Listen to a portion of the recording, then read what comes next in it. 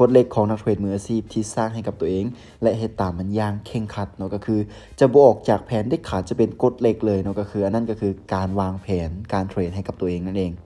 เนาะทุกครั้งก่อนเข้าเทรดมันเขาจะวางแผนให้กับตัวเองก่อนที่จะเข้าเทรดแล้วหลังจากที่เขาวางแผนปุ๊บเขาจะบ่ออกจากแผนเด็ดขาด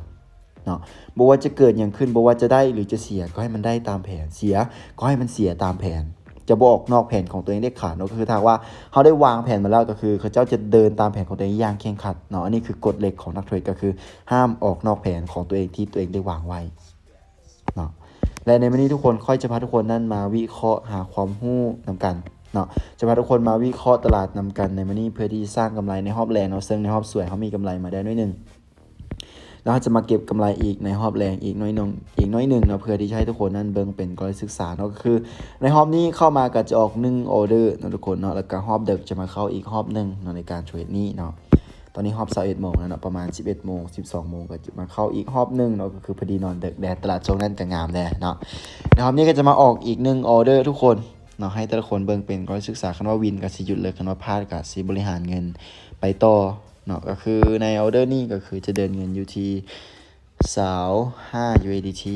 เนาะไม่นี่เดินเงิน25 USDT โอ้มีแห่งซื้อเข้ามาหลายอยู่สำหรับในออเดอร์นี้นะแน่นอนเนาะสำหรับในออเดอร์นี้มันค่อยจะตามซื้อขึ้นไปปฏิเสธราคาลงมาติดตามเบิ่งนำกันเนาะบ่เป็นหยังมาติดตามเบิ่งนำกันว่ามันจะสามารถขึ้นไปได้บ่สำหรับในออเดอร์นี้เนาะคือสาเหตุที่ค่อยได้เลือกซื้อเพราะว่าสังเกตเบิ่งจังว่าตลาดกำลังเป็นเทรนขาขึ้นอยู่ทุกคนสังเกตเห็นบ่เนาะตลาดกำลังเป็นเทรนขาขึ้นอยู่ออเดอร์นี้ค่อยก็เลยว่าเลือกที่จะตามซื้อขึ้นไปเนาะเพราะว่าจะบ่ส่วนเทรนทุกคนมาติดตามเบิ่งนำกันออเดอร์นี้ว่ามันจะปิดเขียวได้บ่เนาะซึ่งตอนนี้ขึ้นไปงามๆเลยเนาะออกเพียงแต่1ออเดอร์คันมันวินคันมันบ่วินเฮาก็จะบริหารไปต่อเนาะติดตามเบิ่งนำกันทุกคนท้ายวิเนาะตลาดค่อนข้างว่าอยากสวิงแฮง4 3 2 1โอเคสวยงามขอแคปไว้แป๊บนึง สวยงามเลยสำหรับในออเดอร์นี้ก็ถือว่าวินมาแล้วทุกคนเนาะก็ถือว่ามีกำไรมาแบบนี้เฮ็ดจังได๋ต้องหยุดเนาะเพราะว่าแผนของเราคือเข้าตลาดรอบนึงเราเก็บกำไรก็คือออเดอร์เดียวเท่านั้นในรอบนี้เนาะแผนของเราในวันนี้ก็คือเข้าตลาดแล้วออกออเดอร์เพียงแต่1ออเดอร์เท่านั้นได้กำไรตามเป้าปุ๊บแล้วเราก็หยุดคือเราว่าไว้ว่าถ้าหากว่าวินแม่นเราสิหยุดก็คือเราต้องหยุดเนาะเมื่อเราวางแผนแล้วมันคือกฎเหล็กที่เราได้วางให้กับตัวเองแล้วเราวางแผนให้กับตัวเองแล้วเราต้องเฮ็ดมันอย่างเคร่งครัดเนาะถ้าหากว่าเราอยากมีกำไรในระยะยาว